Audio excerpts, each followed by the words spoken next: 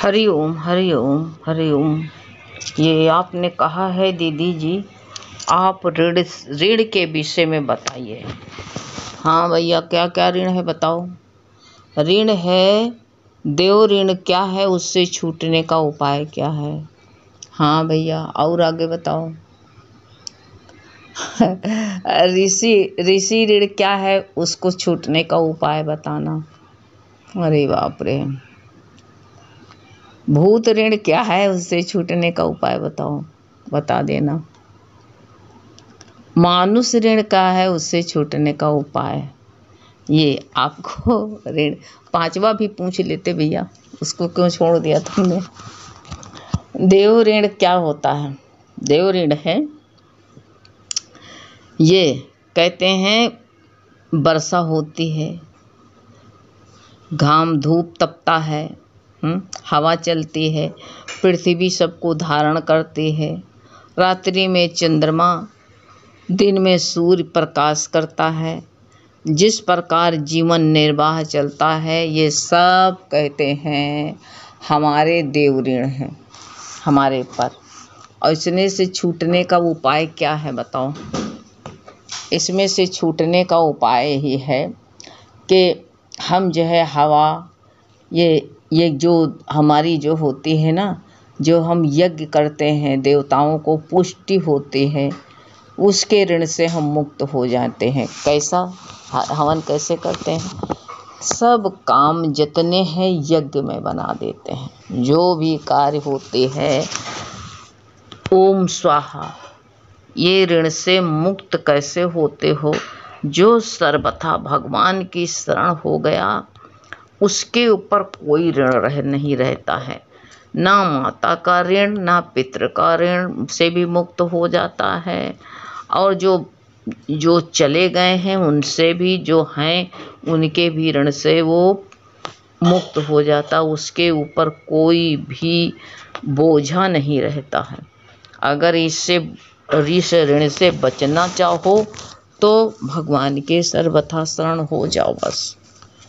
और कुछ तुम जो है ये देव ऋण से, ये सारे सूर्य हैं, चंद्रमा है, इनका नमस्कार करो, प्रकाश देते हैं इनको जो है नमस्कार करके इनकी पुष्टि हो दो कि हे नाथ, तू जगत को प्रकाश देने वाले, हे नाथ दंडवत प्रणाम करो तो देव ऋण से ऋण हो जाओगे। जल है, शुक्राना मानो।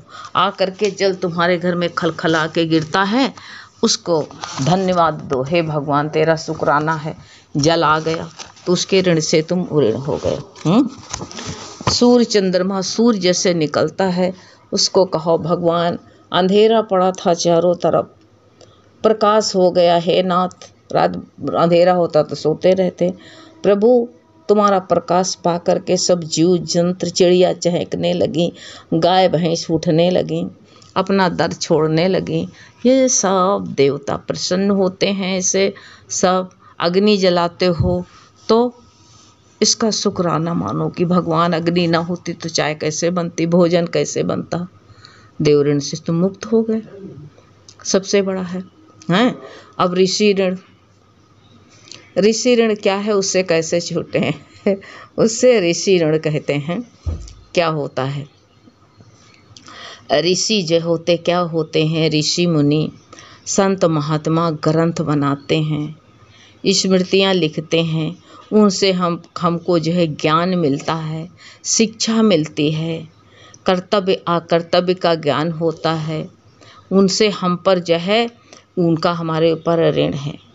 और जो उस ग्रंथों को पढ़ते हैं, जैसे गीता है, भागवत है, ये सब इसका अध्ययन करते हैं, पाठ करते हैं या पाठ सुनते हैं, पठन पाठन हैं, इनसे कहते हैं ये भगवान की वंदना करते हैं, कोई गायत्री पढ़ता है, तो हम ऋण से मुक्त हो जाते हैं अपने आप ही।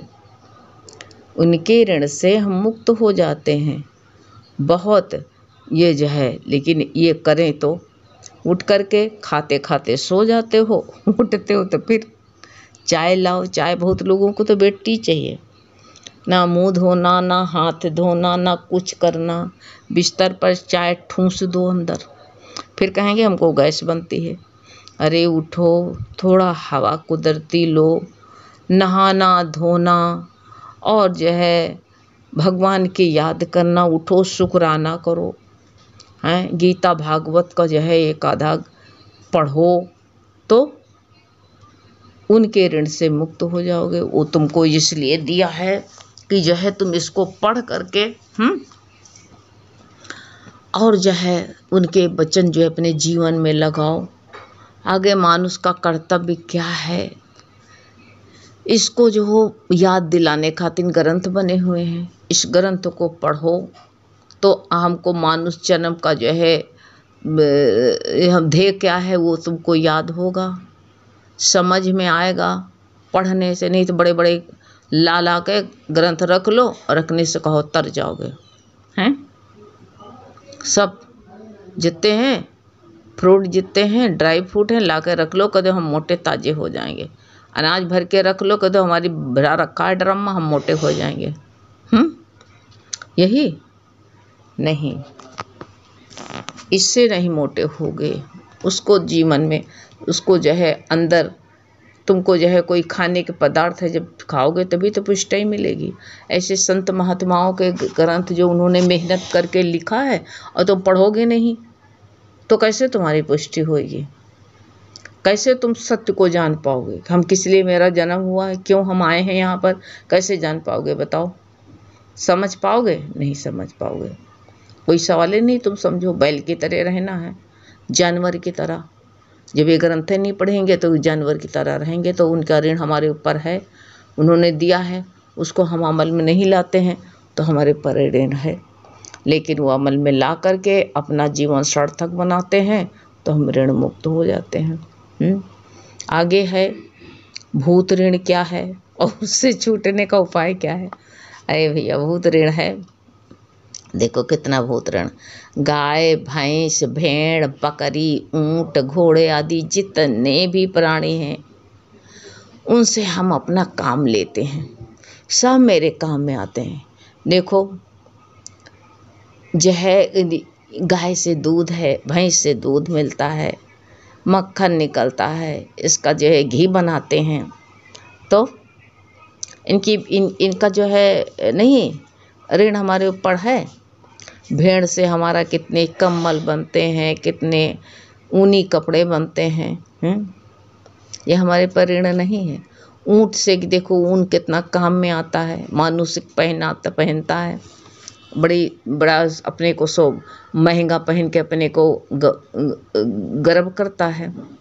तो ये जितने हैं, जितने प्राणी हैं उनसे हमें अपने काम में हमारा काम चलता है, हैं जीवन निर्वाह होता है। ऊँट आदि देखो जो है बोझा लाते हैं, अब तो वाहन हो गया, पहले यही काम होता था।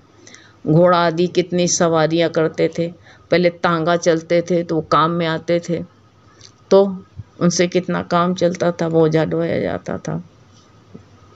तो उनसे हमारा काम चलता है, अपना जीवन निर्वाह करते हैं हम उसे। हाँ, और वृक्ष लता आदि से फल फूल पत्ती लकड़ी आदि लेते हैं कि नहीं लेते हैं, सब कुछ लेते हैं। वृक्ष हमको सब फल देते हैं, कितने फल देते हैं, फूल भी वृक्ष से ही मिलते हैं। क्या वो पैसा उसमें छापे जाते कहीं नहीं, वृक्ष से ही मिलते हैं। फल भी कहीं उसमें सांचे में ढाले जाते हैं, वो भी उन्हीं से मिलते हैं। तो हमारा कितना जीवन निर्वाह होता है उनसे जो है लकड़ी लाते हैं। अब तो चलो तुम्हारे घर में गैस है, बिना लकड़ी काम नहीं हुआ। गैस से आदमी मर गया तो फूंका जाएगा, बताओ तुम। लकड़ी से तो फूंका जाता है, वो भी हमारे काम आता है कि नहीं आता है। इन पर कहते हैं हम जितने हम पर इन दूसरों का ही, दूसरे प्राणियों का ऋण है। जितने भी ये जानवर पेड़ पौधे हैं, ये सब भूत, इनको जो भूत कहा जाता है तो हैं। वृक्ष लता आदि जितने हैं उनको जो है खाद्य पदार्थ, उनको क्या करो, जितना इनसे ऋण हमारे ऊपर है तो इनको कहते वृक्षों को खाद आदि देना, जल देने से। ये इनको जो है लता है कोई, उसको सहारा पकड़ा देने से। कोई लता है देखो बहुत सी लते, जैसे अब आजकल टमाटर भी लता बन करके वो वृक्षों में पैदा होते हैं, उनको लता पर चढ़ाया जाता है सहारा दे करके। जैसे बेल होती है उनको रस्सी आदि से चढ़ाया जाता है, सहारा चाहिए। जैसे वृद्ध आदमी नहीं चल पाता है तो उसको किनारे किनारे ढाकियाँ गाड़ देते हैं, उस पर लौकी है, तोरई है, ये सब करते हैं। तो इनको पानी देना, इनको खाद देना, देखभाल करना, भूत ऋण से इंसान मुक्त हो जाता है। इनको भूत ऋण कहा जाता है। जितने गाय भैंस बकरी ऊँट ये आदि जितने हमारे काम में प्राणी आते हैं, इनको जो है, और ये लता वृक्ष जितने होते हैं, ये भूत ऋण होता। अगर मानी आदमी नहीं ये लगे हुए हैं, इनकी संभाल नहीं करता है, तो इसका पेड़ पौधे का फल खाता है और उसको जो है संभाल नहीं, जैसे आम वाम के पेड़ होते धुलाई करे जाते हैं, तो ये भूत ऋण हो गया, इससे वो ऋण हो जाते हैं। और ये जो है इससे जो है, और मानुष का ऋण क्या है, इससे छूटने का उपाय क्या है? मानुष के ऋण भी बहुत हैं हमारे तुम्हारे, बिना किसी के सहायता किए बिना हमारा जीवन निर्वाह नहीं होता है। हम दूसरों के बनाए हुए रास्ते पर चलते, क्या सड़क बनवाई थी जिस पर चलते हैं, वो भी हमारे काम में आती है। दूसरों के सहारे पर हमको सड़क बढ़िया मिलती, गाड़ी चलाते हैं। दूसरों के बनाए हुए कहते हैं, ये जो है पानी टंकी में जाता है, बोरिंग होती है, तो हमारे अपना बनाया थोड़ी है। सबके नल में पानी आता, कहाँ से आता बताओ? आता है दूसरों के लाए हुए, कहते हम पेड़ पौधे काम में लेते हैं। दूसरों के कहते अन्न बोए हुए हम खाते हैं, खाद्य पदार्थ जितना है उतना लेते हैं हम, तो हमारे पर उनका ऋण होता है। दूसरों के यही कहा गया है, जितना भी हमसे हो सके उनको सुख सुविधा, जैसे माता पिता हैं उनकी सुख सुविधा करो, वो भी तो मानुष हैं। बहुत लोग पहले के होते थे, ये क्या करते थे, कुआं खुदवा देते थे, बावली बनवा देते थे, पेड़ रास्ते में लगा देते थे कि मानुष चलें तो छाया छाया में चलें। धर्मशाला बनवाते थे, अब तो धर्मशाला बनवा करके व्यापार में लगाते हैं। पेड़ पौधा लगाते हैं तो उसके फल फूल बेचते हैं। कुआं कोई खुदवा दे, कोई गिर जाए तो उसके ऊपर जुर्माना होता है। तो ये मानुष का ऋण कैसे उतरेगा? लेकिन भावना रखो, शुक्र मानो कि चलो रास्ते में पेड़ तो हैं। देखो बहुत लोग अन्य क्षेत्र चलवाते हैं, ये मानुष के ऋण से मुक्त हो जाएंगे। भाव तो रखो कि देखो अरे भैया सड़क ना बनी होती तो हम कैसे चलते। तो इसीलिए जो है, तो ये पितृ ऋण, देव ऋण, ऋषि ऋण, भूत ऋण और मानुष के ऋण से बड़े आराम से छुटकारा पा जाएगा। 5 ऋण जो हमारे ऊपर लागू होते हैं, ये 5 ऋण से तुमको अगर बिल्कुल छूटना है तो भगवान की शरण हो जाओ। चाहे पितर ऋण हो, चाहे देव ऋण हो, किसी भी ऋण का हमारे ऊपर कोई बोझा नहीं रहता। सारे ऋण से छुटकारा मिल जाता है। लेकिन बस ये परपंच में ना पड़ के सर्वथा भगवान का, बस ये सब भगवान ने ही लग किया है। कोई भी तुमको जो है कपड़ा पहनने को मिले, भगवान तेरा शुक्राना है नाथ, हे नाथ। रजैया में घुसते हो, कहते अरे भगवान, अगर रजैया ना होते जाड़न मर जाते, तो मानुष के ऋण से तुम ऋण हो गए। भगवान को शुक्र दो, क्योंकि सब भगवान से जुड़े हुए, तो भगवान का शुक्र मानो, बस ऋण मुक्त हो गए बढ़िया बड़े आराम से, कुछ करना ही नहीं था। और जो है तुमको जो है पानी पीने को मिले तो शुक्राना करना कि भगवान सही बात नल आ गया। पानी ना हो तो चाय ना बनती। गुरु कहते थे चाहे तुम्हारे दरवाजे पर बाढ़ आई हो, लेकिन एक कप चाय नहीं बना सकते उससे। तो शुक्र मानो कि भगवान नल में पानी तो है, हमारी टैंकी में पानी तो हम चाय तो बना सकते हैं। ये ऋण से ऋण हो गए तुम हैं। अगर गीता भागवत पढ़ते हो तो भगवान तुम्हारा शुक्राना, हम क्या जानते कि जो है एक भगवान की तरफ कैसे चलना चाहिए, क्या चीज़ होती है। तो तुम वो ऋण हो गए सारे।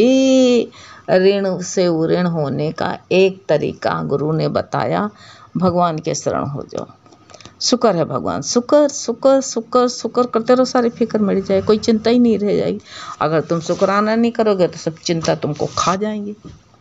चिंता चिंता चिंता, इसलिए सारी चिंता छोड़ करके सर्वथा भगवान के शरण हो जाओ, बस सब काम तुम्हारा बन गया।